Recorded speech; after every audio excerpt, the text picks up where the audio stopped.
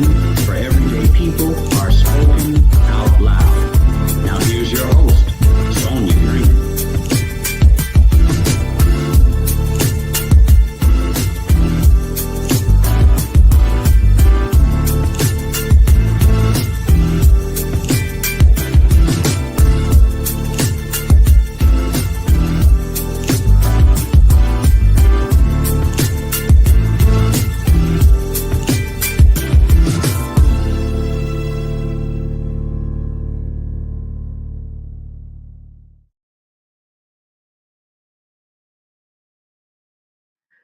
What's up, everybody? How are you? Welcome to JTOLTV Talk, where I am your host, Sonia Green, also known as Hot Sauce. And I want to welcome you to this show, which is very important, call about mental health. And we're going to be talking about Black men and mental health, which is something very um, important to me. If you all know, I love our brothers. I love people, but I love who we are anyway. So what we're going to be talking about today is very crucial. So if you got 1 minute, 2 minutes, 3 minutes, or 4, can you please just share this video? And listen, I get a lot of people say, I watched your video. I loved it. You know, it was very good, very informative. It made me think, it made me do this, it made me change, it changed some things in my life. So can you please do me a favor and not only just like it, but you have to hit the button to like it. Not only watch it, I should say, but hit the button to like it as well. So listen, we got some great subjects. I am so excited to have this special, awesome.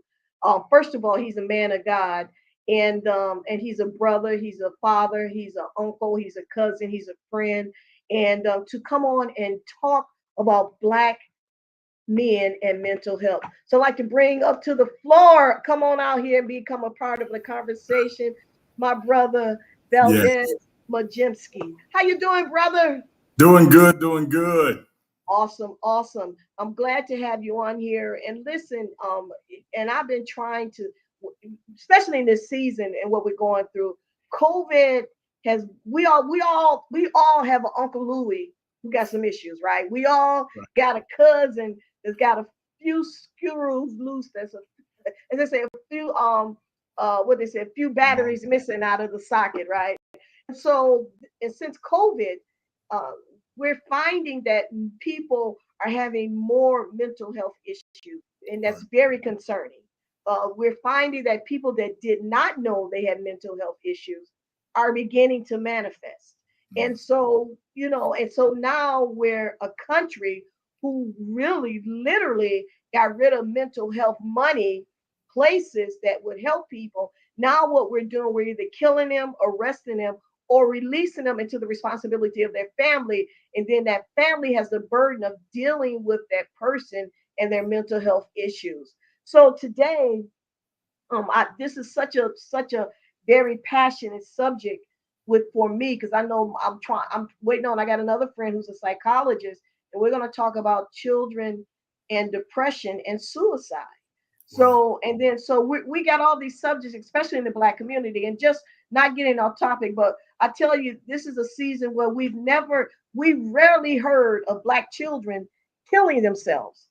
Suicide. We rarely hear that, because we always say, go to the church. We've always been taught to get on our knees and cry out to the Lord, or you have Mother Banks or Mother Jones in the church, and the mothers of the church board beginning to intercede and cry out for you. And in regards to, God help that person. And so that normally does help.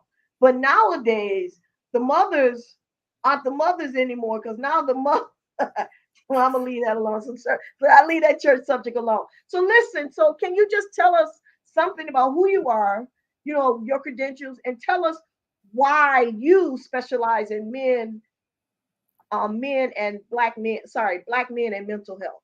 Yes, ma'am. So I am Valdez McJimpsey. I'm a native of South Carolina, and I'm a pastor. I'm an apostle. I pastor a local ministry here called City Gate Ministries International. I've been in the human service field for about 23 years. I've been in private practice since 2014. and being in private practice, the second year of being in private practice. And let me go back. I am married, happily married, wonderful wife, 3 sons. I have grands. I also have 3 Corsos. Those who know me or may see me on social media, you'll probably at some point see my dogs. I'm a former local dog breeder. I used to breed Corsos, and 2 of them I use in therapy with children and adolescents. But I've been in the human service field about 23 years, and I've been in private practice since 2014. And when I went into private practice, the second year of being in private practice, the Lord specifically gave me instructions to make men a part of my grace and my metron and my focus. And he told me if I focused on that demographic, that my doors would never be shut and that he would always increase me. And so many times when people are looking for a counselor or a therapist, or they're looking for a mental health professional, they'll just go to a professional. They think that that professional is just a one-shot fit all. But mental health professionals in private practice, most of the time have a specialization. And my specialization is in marriage and relationship and family. It's also in trauma, in grief. And it's also, I have a certification in attachment disorder in adults with depressive symptoms. And most of the time, those manifestations are found in men. I have that certification because the first 10 years of my career, I worked in a group home. I worked in group homes with adolescent males who were non-traditional youth, which means they didn't grow up with a biological mother or father. They grew up in a foster home or foster care, or they were a part of an adoption or a failed adoption, or they were part of the juvenile justice system. So when I went into private practice, I decided to get a certification with 2 organizations, the National Association of Christian Counselors and the American Association of Christian Counselors.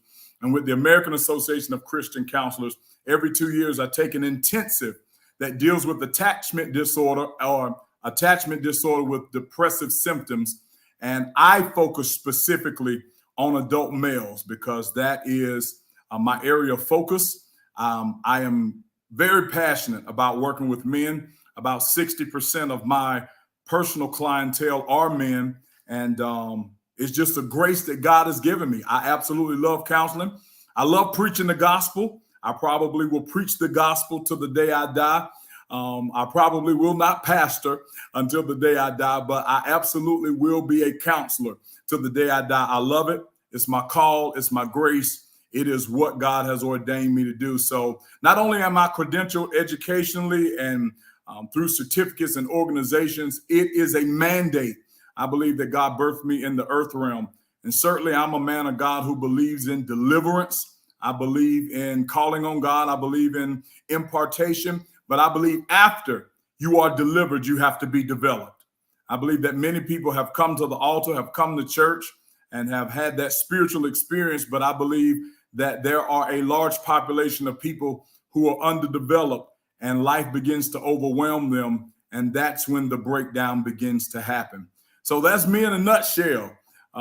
Just love God, love his people, love being called to men and ministering to men in the realm of wise counsel or counseling. Wow. I'm glad you didn't send me that bio. That's a lot. Yeah. Awesome, though.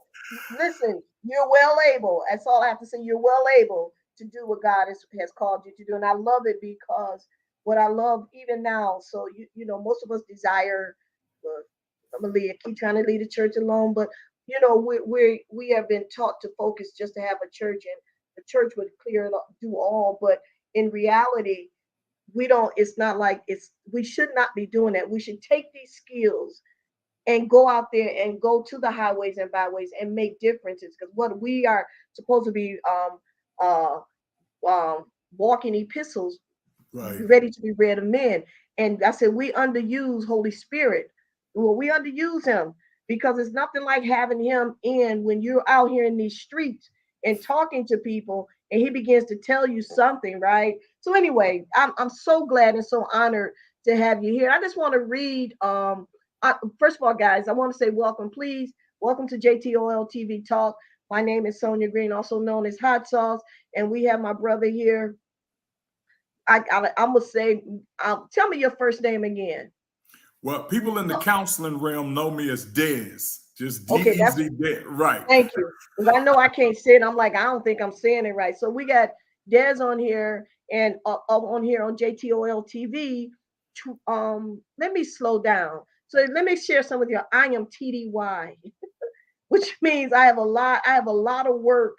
And so my head is going 10,000 miles an hour. So let me just slow down and get into my element. So we have my friend on here. I'll call him Brother Des for the moment, where his specialty is Black men and mental health. And so God has commissioned him to really focus on Black men and their mental, getting their mentals together so they can be successful in being a Black man in this country, being a father, a brother, a sister, a cousin, so they can be the best that God has called them to be. So I'm so honored to have him on here. And I'm just bear with me. I'm really out of my element. If you can see, I'm in a hotel. And so I'm trying to just get these thoughts together. Actually, I just got out of class, so I probably only had 30 minutes to get prepared. So I want to show you this video, and then we're going to have the conversation. So just bear with me 1 second, brother. Let me get this window up. Let's see, Chrome tab. That's what I want right there. Let me see if this one. Nope, here's the one right here. So I'm just going to put you on the side, and let's hold on 1 second. How did I have this open? I don't. And here we go. All right. When you produce your own stuff, it's kind of hard. Beautiful. Beautiful. Okay, so here we go. Come back. According to the National Alliance on Mental Illness, a study showed that 63% of Black people believe that having a mental health condition is a sign of weakness. So this past weekend at Delphi University held a conference to specifically address Black men's mental health in an effort to reduce the stigma that exists around seeking help. Now, on this Mental Wellness Monday, we're joined by Erin Muller, a licensed clinical social worker, and Shanika Pickens, Assistant Dean and Director of the Masters of Social Work program at Delphi University. Thank you both for being here. Thank you. We really have a lot to unpack here regarding Black people. Why is there such a stigma around seeking help and recognizing that there is a problem? I'll say certainly in our community, seeking help is a sign of weakness, especially for Black men. We're strong, we have it all together, we don't need to get help. So actually admitting that something's wrong, I'm depressed, I'm anxious, we've equated those with weak qualities, and that's not the case. You all always hear you have to be a strong Black man. Absolutely.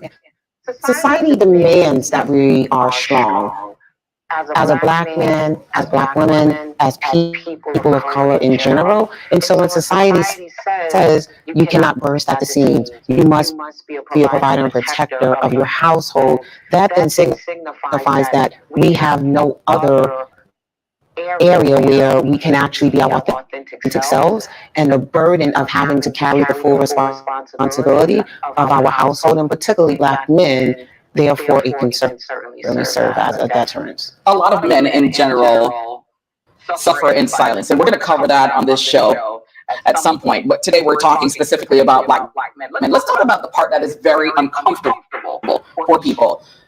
What is left over from slavery, the effects of that, what Black men are still going through these days, their interaction with the police, their interaction with other people, being marginalized, being stigmatized, being profiled, whether in a store or being profiled at a job or on a job application, in an interview. A lot of people don't want to talk about that, but if you talk to Black men in private, they speak openly about that. Absolutely. But just all the things that you named, isn't that exhausting? I'm have to deal with that. Just saying exhausted saying that. Yeah. On a daily basis, this is what we face when we're going out on the streets every day. So there's a side effect of that, whether it be anxiety, depression, anger. We don't understand that sometimes anger really is actually showing that we're actually depressed or anxious. So we have to really look at those things. At what age do you think young Black men should start to seek some type of help if they think they need it? As soon as one detects that they need the help, just as soon as one can communicate that you are having a change in behavior. Well, how do you know there is a problem? Because oftentimes, as we've talked about, people just see it as life. This is what you go through as a Black person, as a Black man. And, you know, what's the problem? It's just life. Right. Right. So you definitely want to, there's definitely an awareness there. Be recognizing that you're not doing the same things you used to do, whether it be frequent crying or challenges getting out of bed. The things that you used to do, it seems much more difficult to get done. Those are some of the signs of noticing that something may not be right, and then you need to check with a professional. Do you suggest therapy, and what kind of therapist should they try to seek out? I always suggest therapy. I will also say one have to be cognizant of the type of therapy that they require. So for example, the prevalence of crime within the Black community, if you are a victim to the witnessing and the observation of a loved one being shot and killed, it may require you to see a trauma therapist as opposed to, you know, a psychotherapist that particularly treats around your day-to-day, you know, normal, you know, challenges and tasks that are at hand. How can they ensure that they're getting the best quality of care? Because that can also be a challenge. Well, the one way to ensure is being informed. So contacting your insurance provider, connecting with community resources that connect you to people that can provide those services for you. And I have to run, but I have to talk about the social pressures too. There are a lot of young Black men. I was talking about it in the studio. Somebody mentioned to me about the social pressures of not looking weak, depending on where you live, where you're from. They say you're from the hood. You can't walk around like, I've got issues, I have problems. I only have about 10 seconds left, but what's your parting words? It's okay to be yourself. It is okay to be yourself.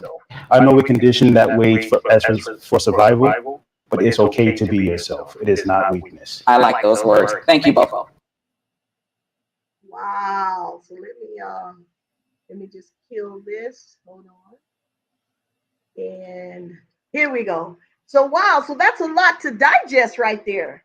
So one of the things that I really like what they were talking about, some of the things we know that in the Black community, that being a Black man in America, you know, always means, am I my brother's keeper? We should say yes, because we need to be our brother's keeper. I think that's one of the problems we have in the Black community. That's why we got people out here acting crazy and like they done lost their mind, because nobody wants to be that brother or that sister keeper. But, you know, again, it is well known that the exposure to racism and discrimination are linked to various adverse types of mental health outcomes. So one of the things I want to ask you is that how do we know when someone is having a mental health crisis? How do we know that, instead of just thinking, oh, that's just the way it is? I'm sorry, I'm a musician.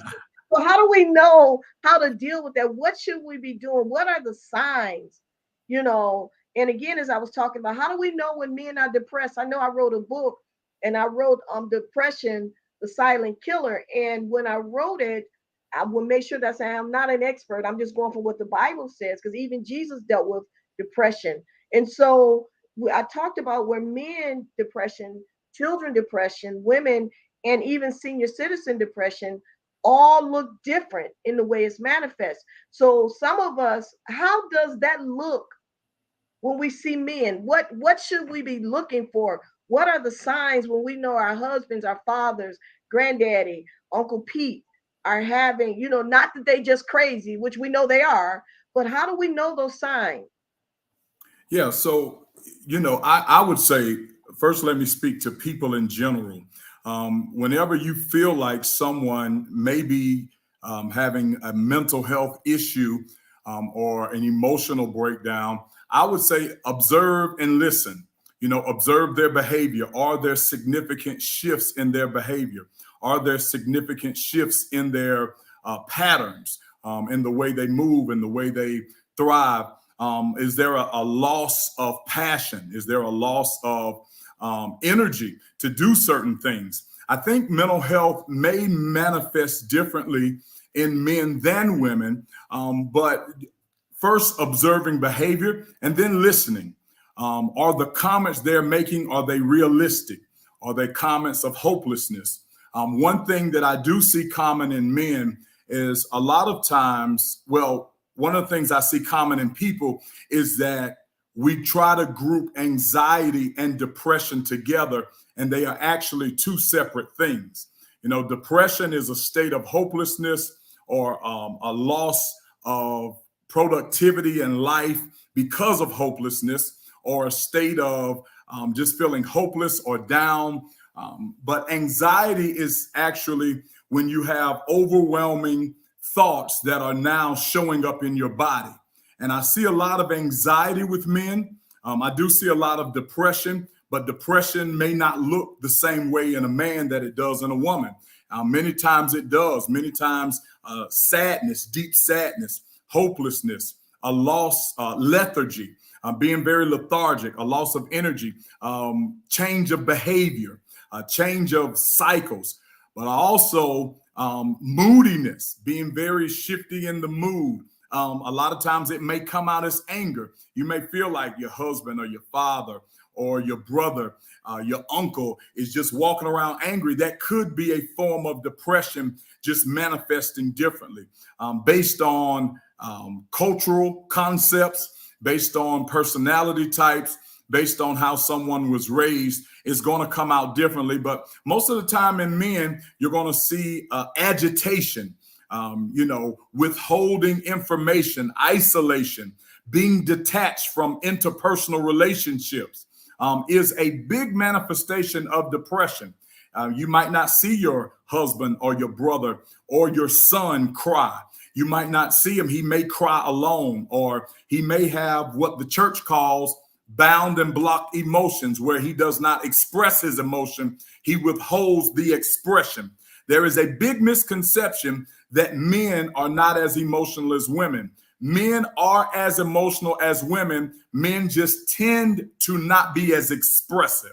And so don't think that that man doesn't have emotion. He has them. He may just not be as expressive with those emotions. And so with that comes agitation, easily being frustrated, isolation, being detached, or what we see a lot within Black male leaders, being able to serve publicly, but privately being very detached from those interpersonal relationships.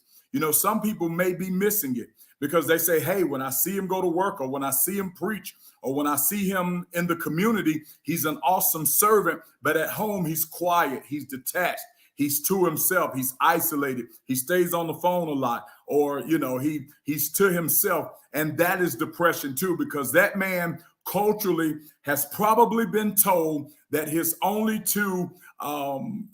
value is in providing and protecting. And so many times, because of the cultural constructs, there's the breakdown within the man. So depression may look different.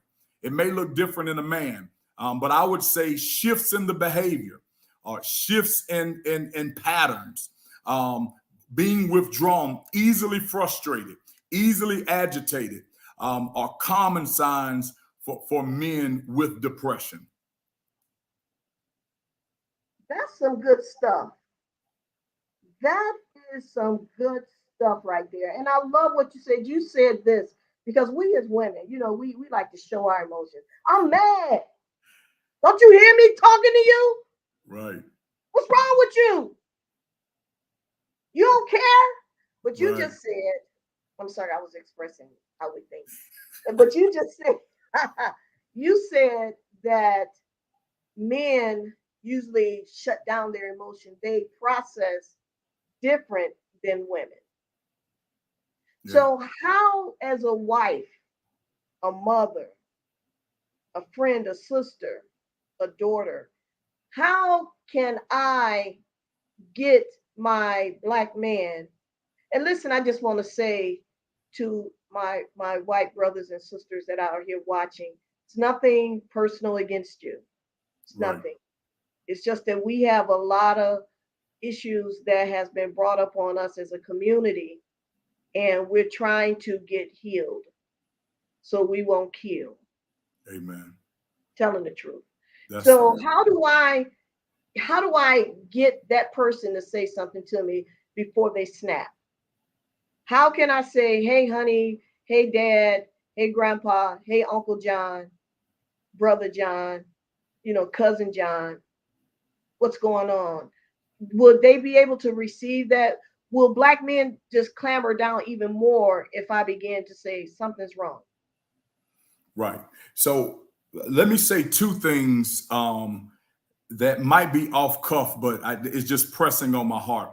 The first thing I want to say is that to get ahead of the game, a lot of times we are reactionary. And so I believe that healthy Black relationships should be built on safety and support. And many people from my church and who have ever heard me speak, I talk about celebration, connection, and security.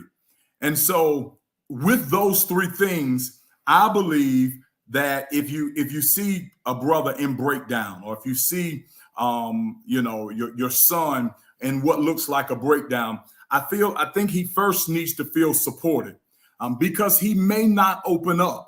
He may not open up. Most of us don't open up until we feel it's safe.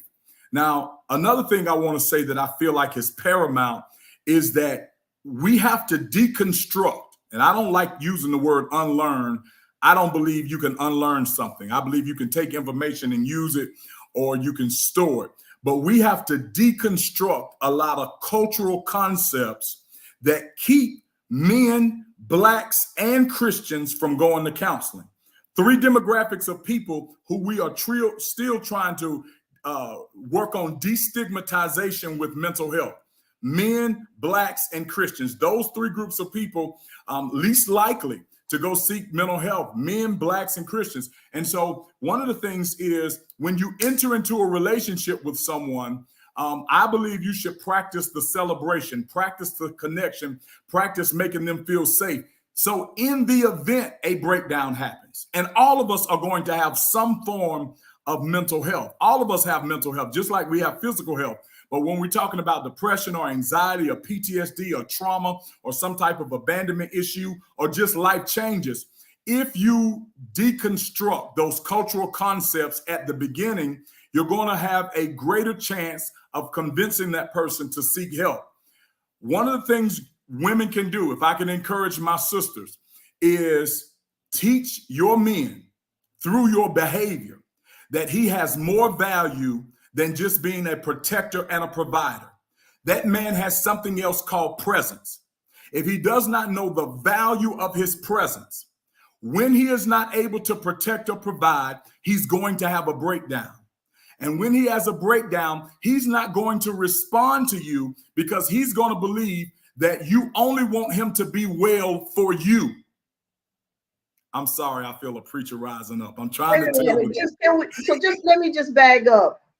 You said it's very important when your mate, or just male, Black male in general, that you want to make sure, stress that you need him. Am I right? Did I miss that? Or that his presence has value.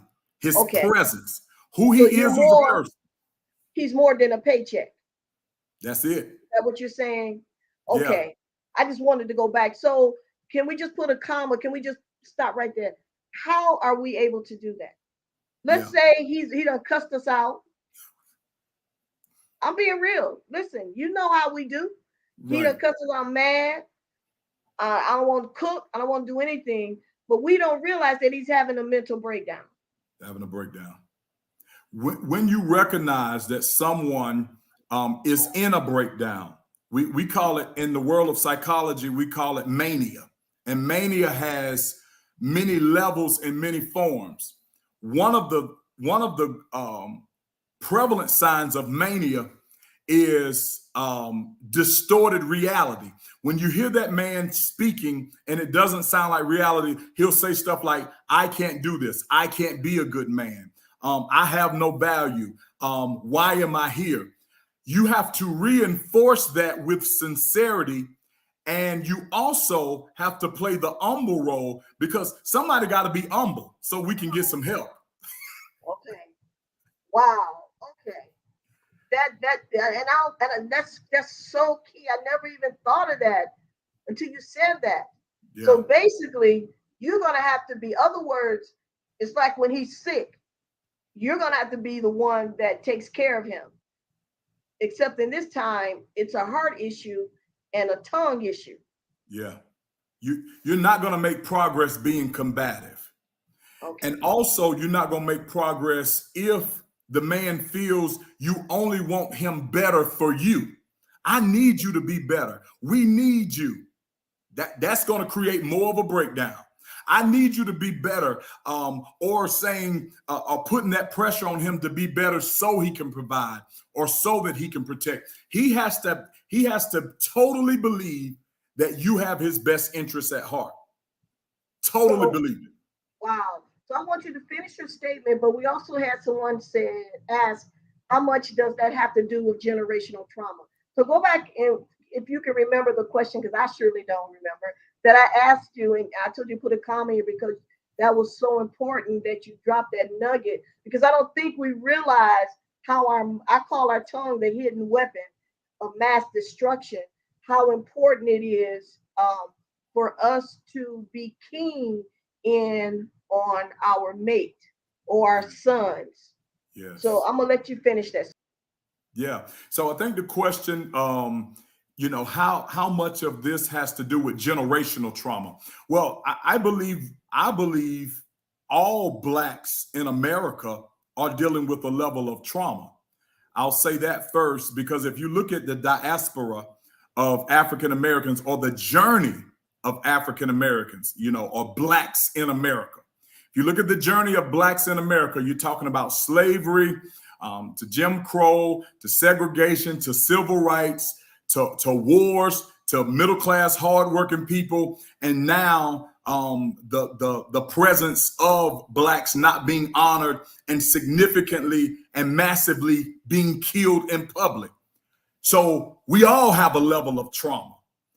But in that trauma, if there is not some cultural concepts that's not deconstructed, meaning we have to support each other through connection and security and celebration, if we are not intentional on encouraging each other to seek mental health, if we're not intentional to make each other feel safe, then we're going to further see breakdowns in the generations.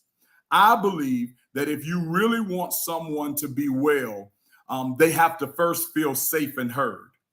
They have to feel safe and heard. One of the things I've said jokingly, but I really believe it, that the biggest liar will tell the truth if they feel safe. The biggest liar will tell the truth if they feel safe. And so sometimes people don't emotionally feel safe enough to say, I'm in a breakdown, or I need help, or my thoughts are not realistic, or my anxiety is getting the best of me, or I really feel helpless, because they're wondering how they're going to be judged.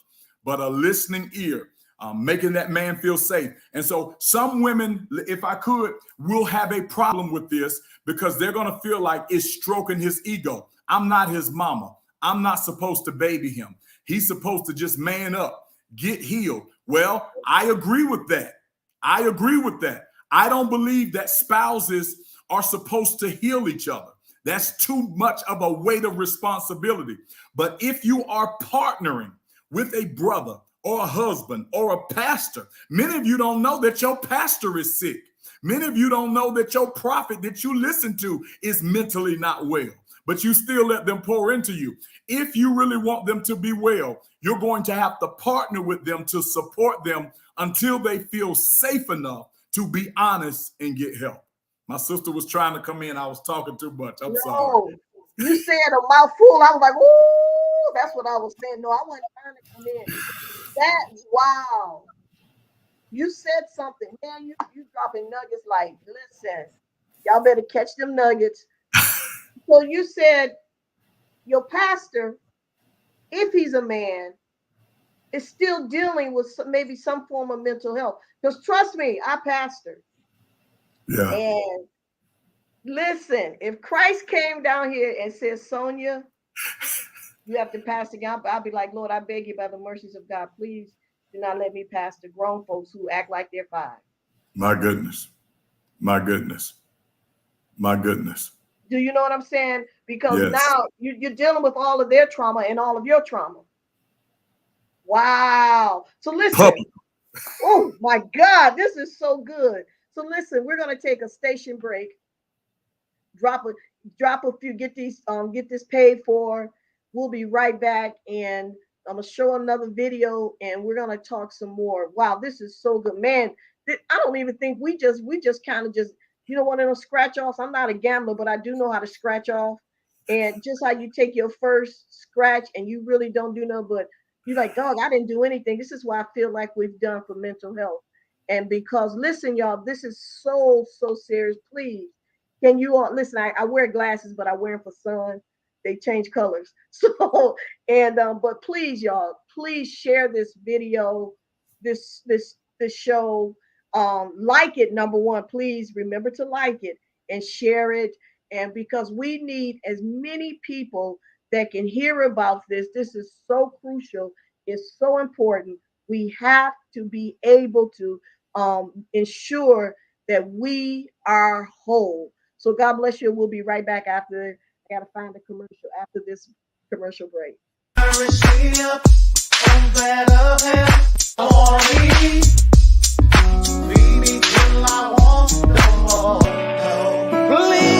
don't stop. Oh, don't stop. Let the bell ring. Behold the king. Hello again. You've never seen one child. Hey, what's up? I'm Coach E, the owner of Fit Habit Fitness and Supplements. Most of our clients come to us because they don't have time to get to the gym. They hate sharing equipment at the gym. They need more accountability. They need someone to prepare a meal plan and monitor their daily food intake. They hate doing cardio all day. They hate drinking shakes all day, and they want real food. They need to lose more than 50 pounds, have small children at home. They want not just a six-pack, but they want their life back. They want to build confidence, look great, but also feel great. They want to lose the weight and keep it off as a lifestyle change. Get off the high blood pressure medication. The list goes on. Our online training is a new and exciting way for me to offer cost-effective fitness and nutrition, life-changing transformation coaching for the entrepreneur who works from home, who needs an effective program without the limitations and expenses of the gym. Our coaching program can be utilized by anyone, anywhere, offering convenience, responsiveness, flexibility, and accountability. Best of all, I can empower my clients with more accountability and support than I ever could in person. So I want to talk to you today. Let's schedule a free consultation and goal assessment so I can see if you will be a great fit for our fitness and nutrition coaching program. Click the link below to get started today. Let's get fit. Peace.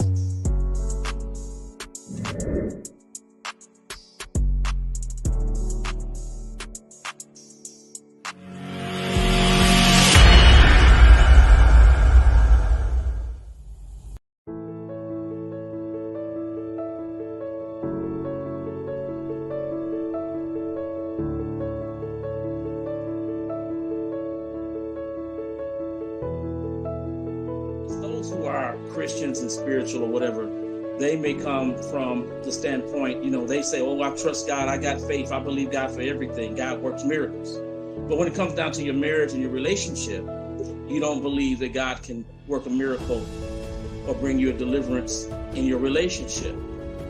The other thing that just from a marriage perspective, period, I was talking to my wife about this earlier when she came in, is this. There are people that have been married far longer than us, 40, 50, 60 years that are together, but they may not be Christians. They may not have vowed to be Christians. What makes that marriage last long? And so my conclusion is that they love each other. And when you love people and love them unconditionally, I think you can make a thing last. And we can't fear, like you said, people that may be, living together, and they will say, well, we together, I don't need a piece of paper. But it shows a commitment. I said something the other day. I said that an engagement ring is a promise, but a marriage, a wedding band is a covenant.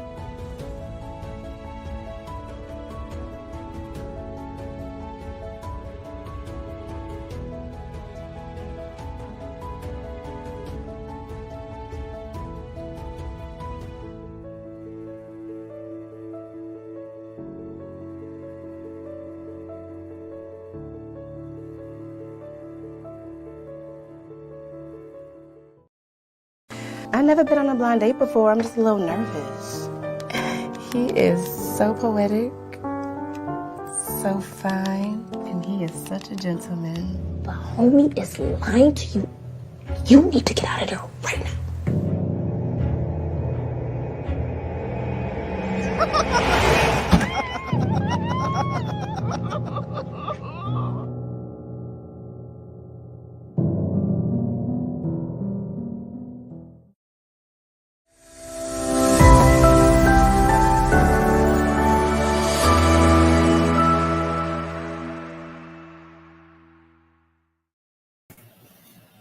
All right, bro. Listen, it done got dark. I need to put some lights on. Ah! Hold on. I apologize, y'all. There we go. There we go. All right. So I've lost my eyeballs and everything. So okay, y'all forgive me. I'm in the hotel. I'm trying to work this thing out. So that was so powerful for what you said, those last remarks, and man, it's so much to dive into with what you said. So listen, I'm going to show this next video, and we talked about some things. I want to talk about PTSD or PTSS, traumatic. Wait a minute, what is it? Post-traumatic slave syndrome. Yes, I want to show that, and what I want to show this video, I want to get them all out the way, because I really want to dive into that one really, and let's talk about we still see the effects of that upon our Black men today. Mm-hmm. So hold on one second, bro. Man, this is fantastic. My heart is like really elated, and what's happening.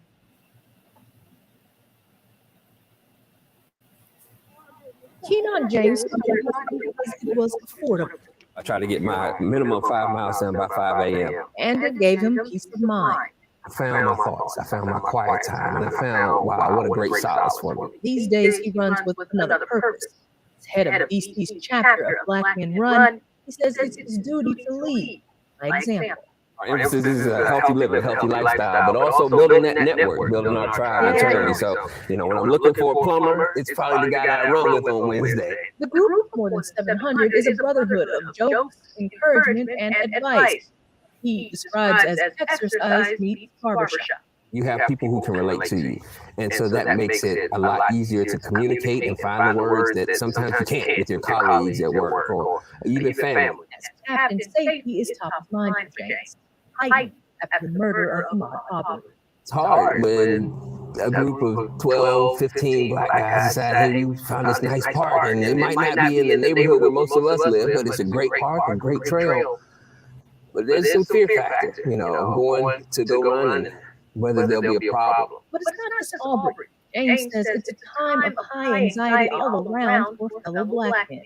Whether I'm running in the neighborhood or making a short drive to somewhere to go for a run in some trail or some park, it's reality. And whether a Black man gets behind the wheel of his car, it's some anxiety on that trip, long or short. According to the CDC, in 2019, 53% of all firearm victims were Black males. And according to Every Town for Gun Safety, Black Americans are 3 times as likely to be fatally shot by police. Numbers that are very familiar to James, who has worked on federal programs promoting police-community relations. He's also a gun violence survivor. It was about 15 miles from here in Tacoma Park, Maryland, where his brother Sean was murdered in 1993. It's not over because of days or hours or years. For me, it's coming up on 29 years since I lost my brother was taken. And that trauma is there. effect is there. Doctors say that impact, be it discrimination or community violence, takes a toll. For some people, depending on the level of that negative interaction related to bias or discrimination, it can also put them at a higher risk of developing things like post-traumatic stress disorder, PTSD. But according to Erlanger Turner, author of the book Mental Health Among African Americans, particularly men, don't often get the treatment they need because of barriers to poor aids, accessibility, acceptability, availability, and appropriateness. Depending on the state, services can range from $75 to $200, depending on the level of professional that you're seeking. So that's a huge barrier for many individuals. You also know acceptability, stigma is a huge concern in many communities. And so that feeling concern about being diagnosed and having that label, or what that means to your self-esteem, can be a huge factor for some individuals in terms of access to care. Turner says one solution to increasing acceptability, more conversations, like the ones James says he has on those weekly runs. A lot of men that I come in contact with don't deal with the emotional aspect. They get through the instance and they decide I'm going to build a wall. It's no longer something that they're going to talk about, but it keeps manifesting. When it comes to discrimination, the group plans to be vigilant, but keep on running, pushing against stigma wherever it may be. Kimber Strong Music from Marlboro, Maryland. Ironically, my oldest daughter. Wow. Wow, that was powerful. So we talked about, so what did you think of that, first of all, before we move on? I know I look all yellow, but that's the wallpaper back here. That's right, I'll be back home. I like to look better. No, I tell you, it's powerful, it's real, it's impactful. Even as an apostle, a preacher, someone who strives to be emotionally well, when I hear other clinicians talk about post-traumatic slave syndrome, my heart begins to beat fast. Wow. My emotions begin to flutter because that blood is in my veins. That blood is in my veins, and the only way to escape it is to be intentional. I was also looking up one of the concepts, one of the theories of post-traumatic slave syndrome is having a vacant esteem. And so you think about something that's vacant, it's empty, it's unseated, it's nothing feels it.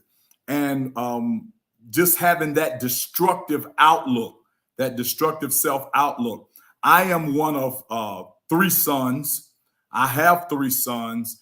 And so having to teach them different constructs that any other race would not have to teach their child, teaching them how to be a man, teaching them how to serve God, teaching them how to be honorable and respectful, but also having to teach them that they will be looked at a certain way and that they have to do certain things if they're stopped, and that they do have certain blood running through their veins that really, it penetrates my heart.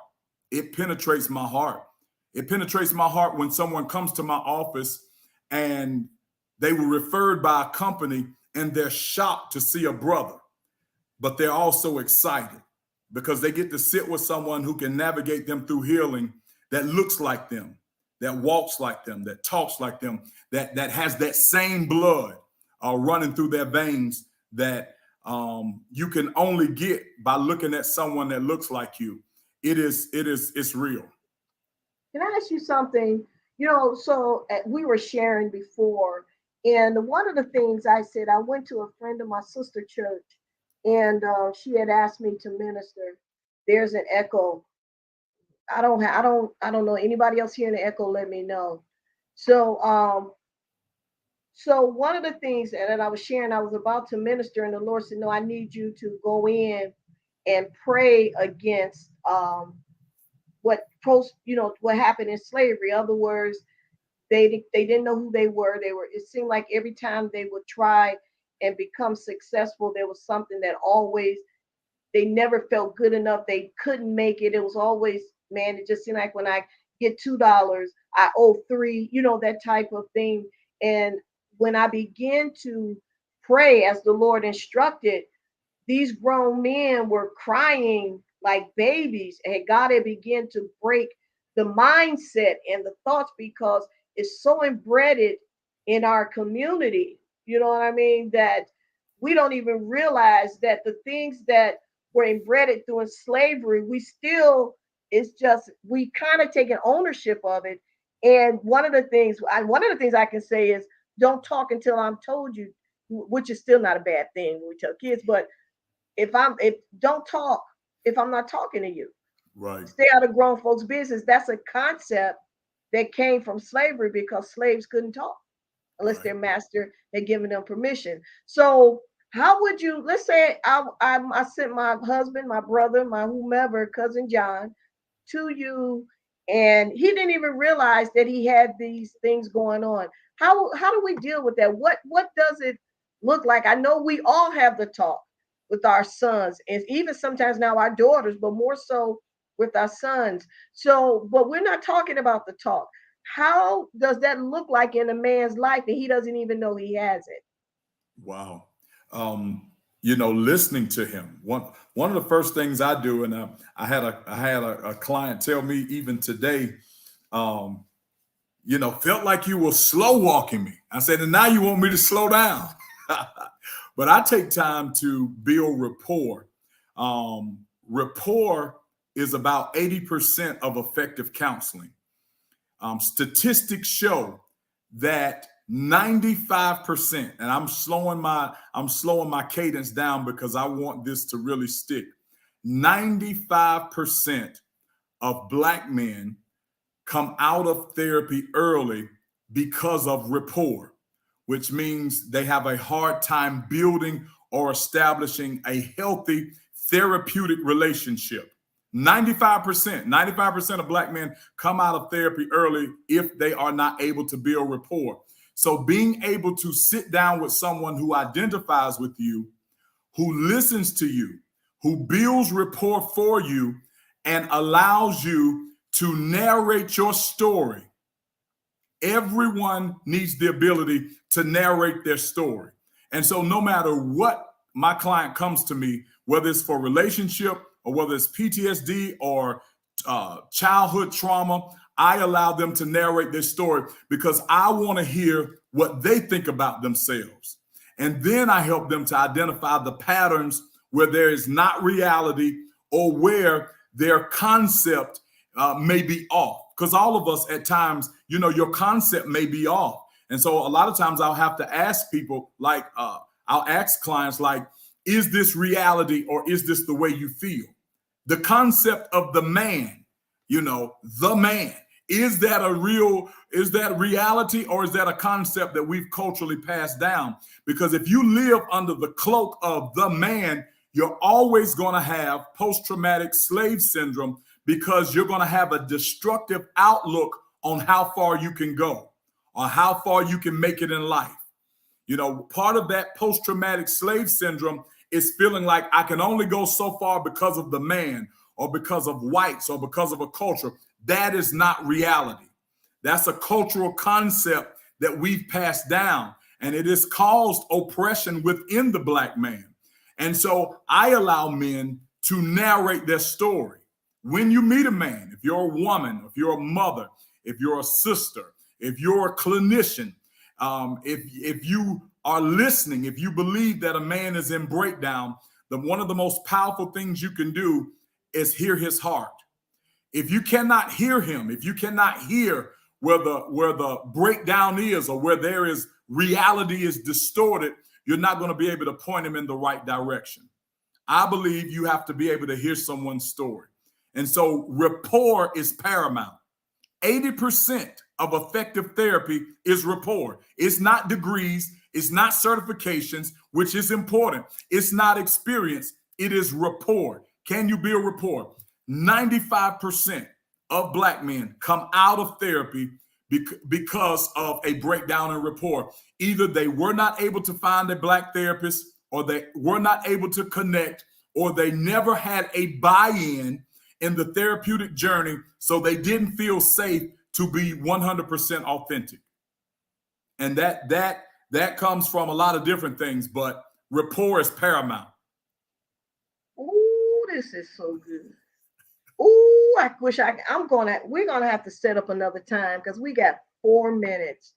I need you to come back. Yes, ma'am. Can we get that? Listen, oh my God, just listen, I feel free. Wow. Just listening to you to know how I can minister to my Black brother. Wow. Wow, this is I'm you see, I'm never at a loss for words. I am at a loss for words.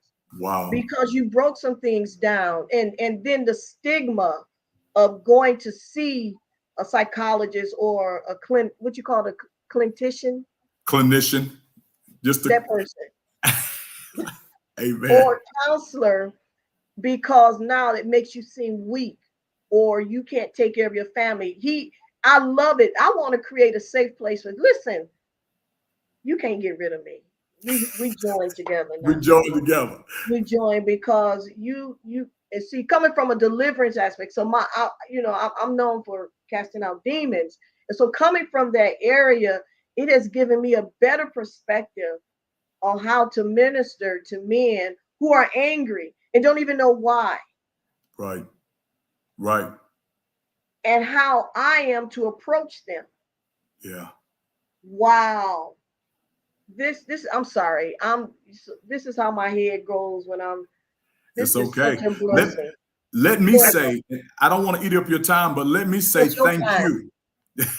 Let me say thank you for being a support and an advocate for mental health and for Black men in mental health. It is imperative. It's paramount. I'm in a season now where I am intentional to build teams for myself, for my sons, for my mentees. I believe all people need a team. Let me first say that. But since I am a Black pastor, a Black community leader, a Black therapist, a Black husband, a Black father, I really believe our Black men need teams. Maybe you're not ready for a mental health counselor. Maybe you need a mental health coach. Maybe you just need a life coach. Maybe you need a mentor. But I believe all Black men need at least 3 men who look like them, sound like them, but need nothing from them. Look like them, sound like them, but need nothing from them to pour into their lives. I believe all Black men at least need 3 men who look like them, sound like them, but have no expectation of them but to be better or to be their best. I believe Black men need teams. And so a mental health counselor, a mental health coach, a mental health advocate. If you're a Black man out there, and if you are wondering if you need to make a career change, I am soliciting you to the mental health profession. Because of COVID, statistics say we are thrown 15 years into a mental health pandemic just from COVID. There is a new term coming now called COVID psychosis, where we see people who had no pre-existing determinants to mental health, where they're having sporadic and unpredictable behavior. We need Black men to counsel, to coach, to mentor. And I got to throw this out because I'm a man of God. There's a scripture in Isaiah 1:26 that says, I will restore your judges as days of old. I will give you counselors as the beginning. Afterward, you will be called cities of righteousness and a faithful city. Isaiah 1:26. We need men of color, melanin men who have begun to heal, who are educated, who want to get certified, to go into this field. Because if not, and I'm not saying that white therapists, I love my brothers and sisters of all races. In my life, the kingdom culture is the primary culture. Isaiah 1:26. But I do believe that rapport is built when a man can identify with another man who looks like him, sounds like him, have had similar experiences. Many times Black men have gotten out of therapy because they had to explain so many cultural nuances to a therapist who could not identify. Just me and you, Apostle, we've been on here talking about, casting out devils. That ain't, you don't have to explain that to me. You don't have to explain that. We know that. That's a part of our culture. That's a part of Black culture.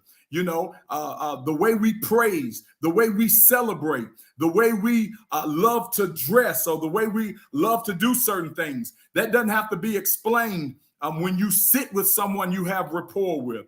And so I want to say to you, my sister, thank you for being authentic, for being organic, and for having a passion to see Black men well, to see us whole, and to provide a platform where we can say, hey, it's okay to get help. It's okay to be angry. There is someone that can help me heal. And I say thank you. We need advocates. We need to feel our sisters' support.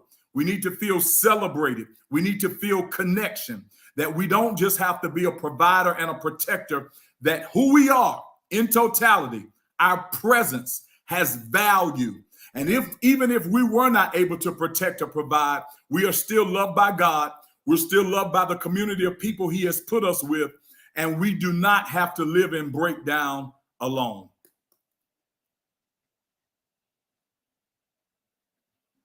Yeah. Can I get you back in July? Absolutely. I'm gonna send you a date, because I don't think we and you know, people mind span and time is too much, but I'm just at a loss for words with this. Matter of fact, I'm trying not to weep, because I did a teaching on fathering, and it was geared toward women. I had probably about 30 men across the country in the military crying out because they didn't have their fathers, right? Mm. Nobody would hear them. And but I didn't have any men that I can say, hey, can you help them? Wow. So I love what you said. If you can just do 3 things, right? Find 3 people. 3 you don't men. want anything, just to look like you and sound like you. Yeah. Yeah. And just embrace them. And not crazy men, not men who acting a fool. Let's just get that clear. We don't, you don't want to find anybody who's acting crazy. You want to, you don't want to be like that. You want to find someone with some wisdom, evidence, fruit. Right. Right. Wow. Can you do, man, listen, I don't even know how I'm gonna work tonight after this conversation, because I feel like I wish I can do more. Yeah. I don't know. My thing is I want to help, but I don't know how. And wow. You are. You're helping. I'm telling you, you are helping. You are helping. I thought, and I have to say this, my second year, I did not want to go into private practice. I wanted to just continue to work for other people.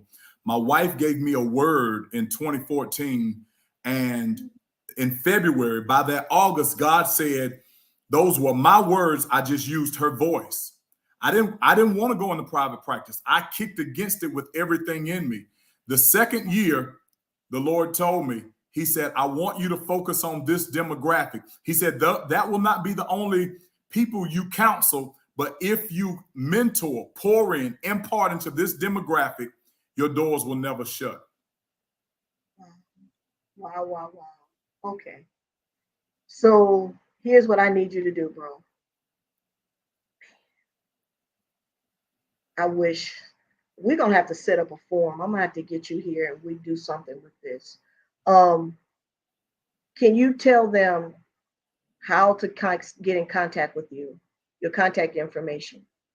Yes, ma'am. And I'm going to jump down so you can tell them. Good deal, good deal. So if you're looking to contact me, the best way to contact me, I got it right here in the back of me, 864-237-7104. That is the number to the office in South Carolina. I don't answer the phone most of the time during the day. I do answer texts. I do answer emails. My email is ryanmcjimpsey@gmail.com. But I don't answer calls during sessions. I try to give all of my clients that respect. But if you text me, if you email me, if you want to get connected, you want to be pointed in the right direction, I will do my best. One of the things my wife does, she gives me daily reminders to check my messages. I might not get right back to you, but I will get back to you. And if I am not your guy, I promise to point you in the right direction. best I can. It's an honor. It's a privilege to be in this field. This is the field that God called me to. And so even if I am not your counselor, I can definitely, I do want to always advocate for mental health with men, mental health with Black men, and so we can be well.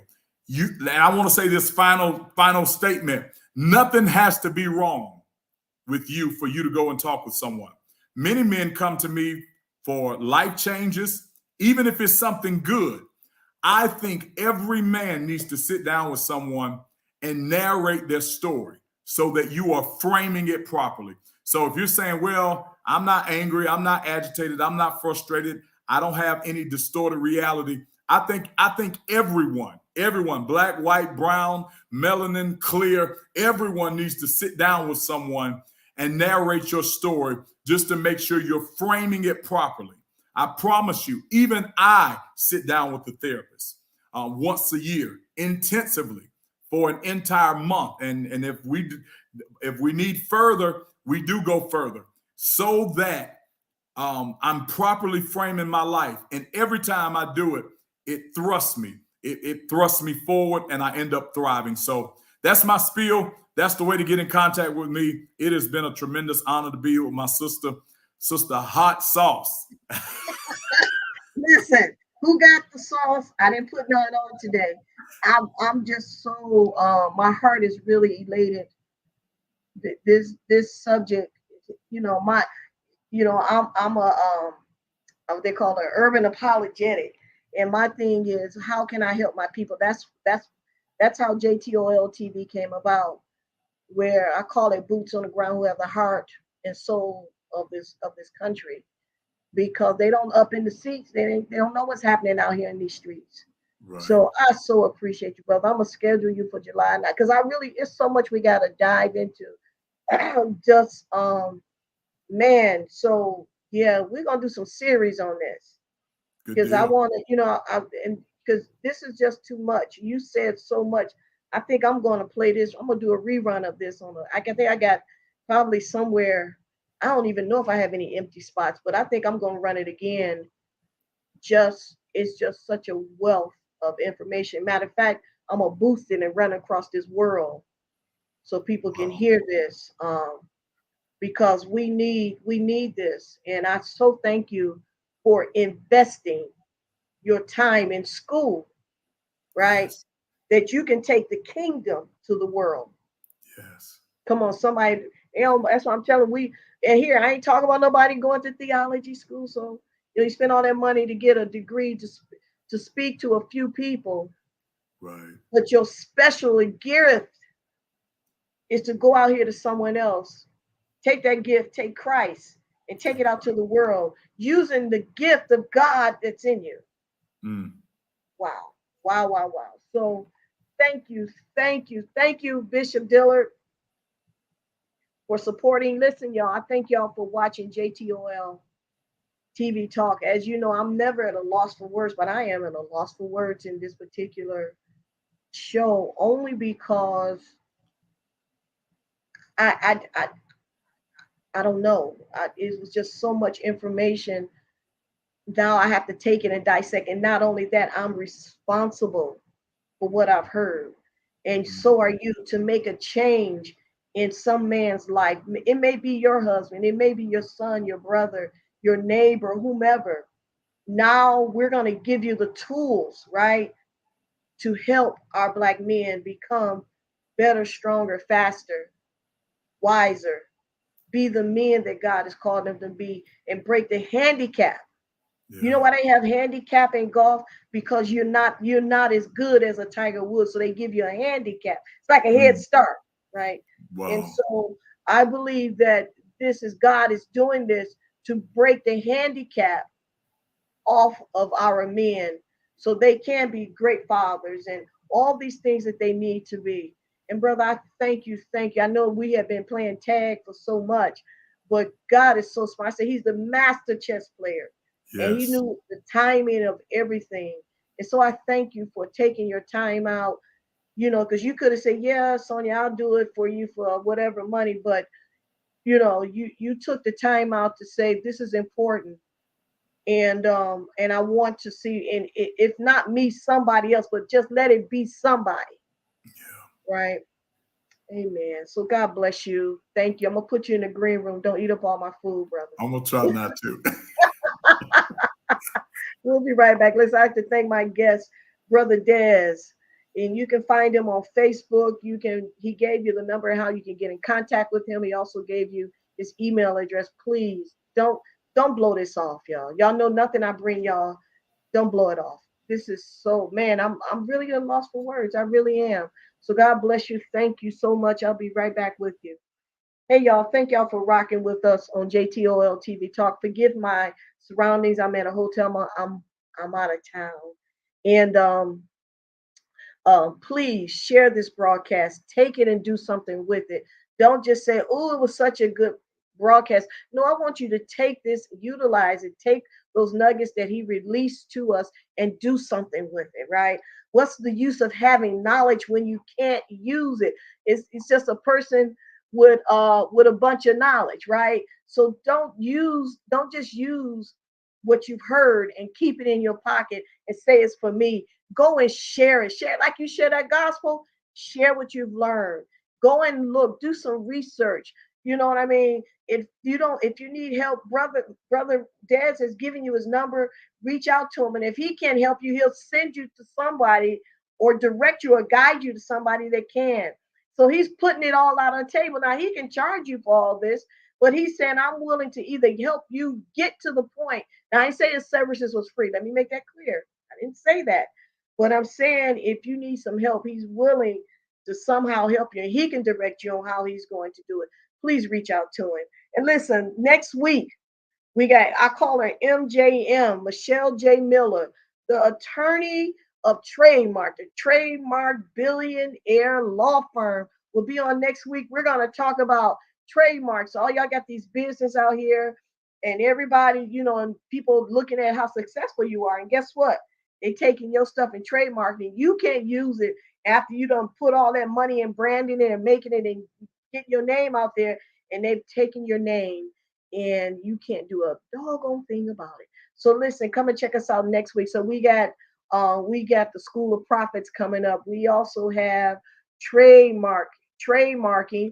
We have that coming up. We have another series on colorism. So we got a lot of things coming up in this future broadcast. But I want to say thank you all so much. Listen, this is Listen, I want to say Apostle Hot Sauce. Isn't that something?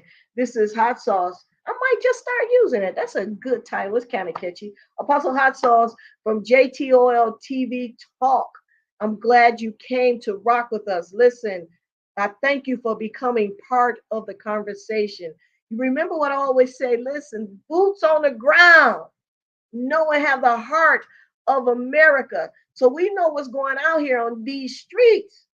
And we want to hear how can we make a difference? I thank you for becoming part of the conversation. I really wish some of y'all would have came on. I've been trying to get y'all to come on, but maybe we can have some calls next time and y'all come on and have this conversation and ask questions. So God bless you. You have a wonderful, wonderful day. Listen, go and be great out here in these streets. Talk to you next week. Goodbye.